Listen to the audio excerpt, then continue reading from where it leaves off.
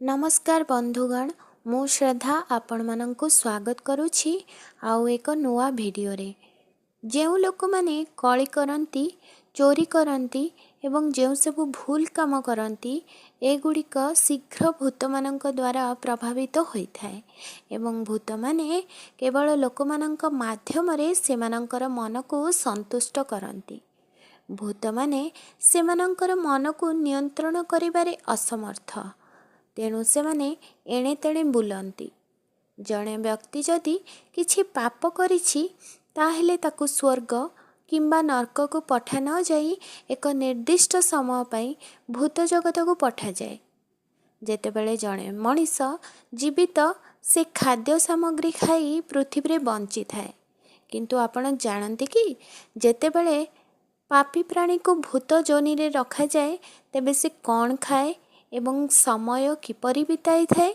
जदि आपण जानती नहीं तेबे एही वीडियोर शेष पर्यंत रुहंतु।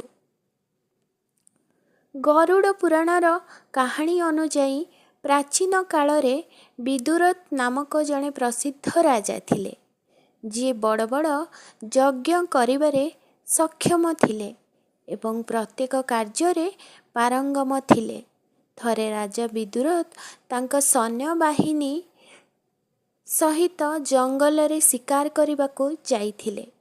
सेई जंगल रे राजा अनेक भयंकर प्राणी मानंको हत्या कले। तापरे सेही जंगलर प्राणी मानंक मध्यरु जणे तीर द्वारा आघात पाइबा परे मध्य भूमि रे न पड़ी द्रुत गति रे दौड़ी पळाइले। राजा मध्य सेही पशु को गोड़ाइबा पाई निज रथरे तार पीछा कले एवं सैन्य माने पछरे रहीगले। राजा पीछा करू करू जाई जंगल रे एक अत्यंत भयानक प्रांतरे पहुँचिले। एही जागाटी कंटा गछ एवं बुदारे परिपूर्ण थिला। राजा विदुरथ तांको घोड़ा को एक चाबुक रे पिटिबा आरंभ कले। घोड़ा सेइठारे पड़ी रहिला। तापरे भोक और शोषरे विव्रत होई राजा सेही जंगल भितरे चालिबाकू आरंभ कले एवं गोटिए स्थान रे झुंटी तले पड़ी गले। एही समय रे से आकाश रे तीनोटी भयंकर प्राणी देखिले। सेमानंको देखि राजा भୟରେ थरी उठिले एवं सेही तीनोटी प्राणी राजा को मध्य देखिले। तापरे राजा तांकर अंत निश्चय भावी सेमानंको कहिले, तुमे किए? मु राजा विदुरथ, भोक और शोषरे मु पीड़ित, मु शिकार पई एठाकू आसीथिली। तेणु सेही तीनोटी भूत मध्यरे ज्येष्ठ जनक नम्र भावरे कहिले, महाराज, आमे समस्ते भूत एवं एही जंगल रे बास करू। आमर कर्म द्वारा होइथिबा त्रुटि हेतु आमे एई भूत जीवनर जंत्रणा भोगुछु। मोर नाम मानसाद एवं ए हेउछि मोर द्वितीय साथी विद्यावत एवं तृतीय साथी कृतज्ञ, जी आम समस्तଙ୍କ अपेक्षा पापी प्राणी। एहा सुनी राजा विदुरथ आश्चर्य होई गले एवं परे से मानसाद को पचारिले, भूत कौन? तापरे पुणी मानसाद कहिला, हे राजा, जी अन्यर चुगुली करे, जी अन्य मानंको असुविधारे पकाई थाए, जी गुरुजन मानंको अपमान करे एवं जी वेद एवं ब्राह्मण मानंको समालोचना करे, जी ब्राह्मण परिवार रे जन्म ग्रहण करी मध्य मांस खाए, जी जीवजंतु को सहित हिंस्र काम करे, जी अन्यर पत्नी को विवाह करे, जी अन्यर संपत्ति को अख्तियार करे, जी अन्यर समालोचना रे संतुष्ट हुए, जी टंका पाइबा को इच्छा करी निज झियो को जड़े दुष्ट व्यक्ति सहित विवाह करे, से एक भूत। जो व्यक्ति एक संभ्रांत परिवार रे जन्म होई मध्य निजर निरीह पत्नी को परित्याग करे, ଯେ ଋଣ ଫେରସ୍ତ କରେ ନାହିଁ ଏମାନେ ସମସ୍ତେ ପ୍ରେତଜନିକୁ ଯାଆନ୍ତି। ତାପରେ ରାଜା ତାଙ୍କୁ ପଚାରିଲେ ସେମାନେ କିପରି ଭୂତ ହୋଇଗଲେ?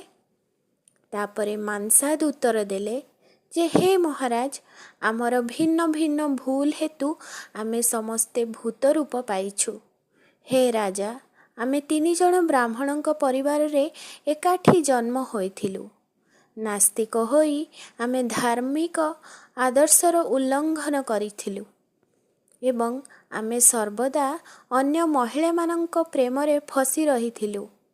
ପାଟିର ସ୍ୱାଦ ହେତୁ ମୁଁ ସବୁବେଳେ ମାଂସ ଖାଉଥିଲି, ତେଣୁ ମୋର କର୍ମ ଅନୁଯାୟୀ ମାଂସାଦ୍ର ନାମ ପାଇଲି। ମହାରାଜ, ତୁମ ସାମ୍ନାରେ ଠିଆ ହୋଇଥିବା ଏହି ଦ୍ୱିତୀୟ ବ୍ୟକ୍ତି ନିଜର ଅକର୍ମ ହେତୁ ଭୂତ ଜୀବନରେ ପ୍ରବେଶ ପାଇଛି। ଭଗବାନଙ୍କ ବିରୁଦ୍ଧରେ ଯାଇ ତାଙ୍କ ନାମ ବିଦ୍ୟାବୃତ ହୋଇଛି। ଯିଏ ପାପୀ ସର୍ବଦା ଅନ୍ୟମାନଙ୍କୁ ବିଶ୍ୱାସଘାତକତା କରି ପ୍ରତାରଣା କରେ, ତାର କାର୍ଯ୍ୟ ଅନୁଯାୟୀ ତୃତୀୟ ବ୍ୟକ୍ତି ଜଣକର ନାମ କୃତଘ୍ନ ବୋଲି ହୋଇଛି। ସମସ୍ତେ ଭୂତଙ୍କର କାହାଣୀ ଶୁଣିବା ପରେ ରାଜାଙ୍କର କୌତୂହଳ ବଢ଼ିଗଲା ଏବଂ ସେ ପଚାରିଲେ ଯେ ଏହି ମାନବ ଜଗତରେ ମଣିଷ ଖାଦ୍ୟ ଗ୍ରହଣ କରି ବଞ୍ଚିଥାଏ, କିନ୍ତୁ ତୁମେ ଭୂତମାନେ କେଉଁ ଖାଦ୍ୟ ଖାଇଥାଅ? ତାପରେ ମାଂସାଦ କହିଲା, ହେ ରାଜା, ଯେଉଁ ଘରେ ଭୋଜନ ସମୟରେ ମହିଳାମାନଙ୍କ ମଧ୍ୟରେ କଳି ହୁଏ, ଯେଉଁଠାରେ ଭୋଜନ ପୂର୍ବରୁ ଈଶ୍ୱରଙ୍କ ନାମ ନିଆଯାଏ ନାହିଁ, ଯେଉଁଠାରେ ଭୋଜନ କରାଯାଇଥିବା ସ୍ଥାନ ଅପରିଷ୍କାର ଥାଏ ଏବଂ ଯେଉଁ ଘରେ ଝାଡ଼ୁ କେବେ ହେଲେ ଲଗାଯାଏ ନାହିଁ ଏବଂ ଶୁଭ କାର୍ଯ୍ୟ କରାଯାଏ ନାହିଁ ଏବଂ ଯେଉଁଠାରେ ଅତିଥିମାନଙ୍କୁ ସ୍ୱାଗତ କରାଯାଏ ନାହିଁ, ଯେଉଁ ଘରେ ବେଦ ମନ୍ତ୍ର ପାଠ କରାଯାଏ ନାହିଁ, ଯେଉଁ ଘରେ କଣା ବାସନକୁ ପରିତ୍ୟାଗ କରାଯାଏ ନାହିଁ, ଆମେ ସେଠାରେ ବାସ କରି ଖାଇଥାଉ। ଯେଉଁ ଶ୍ରାଦ୍ଧ ଦକ୍ଷିଣା ଶାସ୍ତ୍ର ଅନୁଯାୟୀ କରାଯାଏ ନାହିଁ, ସେ ଶ୍ରାଦ୍ଧ ଏବଂ ଭୋଜନ ଆମ ଅଧିକାର ମଧ୍ୟରେ ଆସେ। ଏହିପରି ମାଂସାଦ ରାଜା ବିଦୁରକୁ ଭୂତର ଖାଦ୍ୟ ଏବଂ ଏହାର ବାସସ୍ଥାନ ବିଷୟରେ କହିଥିଲେ। ବନ୍ଧୁଗଣ, ଆଜିର କାହାଣୀଟି ଆପଣମାନଙ୍କୁ କେମିତି ଲାଗିଲା ନିଶ୍ଚୟ କମେଣ୍ଟ ମାଧ୍ୟମରେ ଜଣାଇବେ। ପୁଣି ଏକ ନୂଆ କାହାଣୀ ସହିତ ଆପଣମାନଙ୍କ ସହ ସାକ୍ଷାତକାର। ତେବେ ସେ ପର୍ଯ୍ୟନ୍ତ ବିଦାୟ।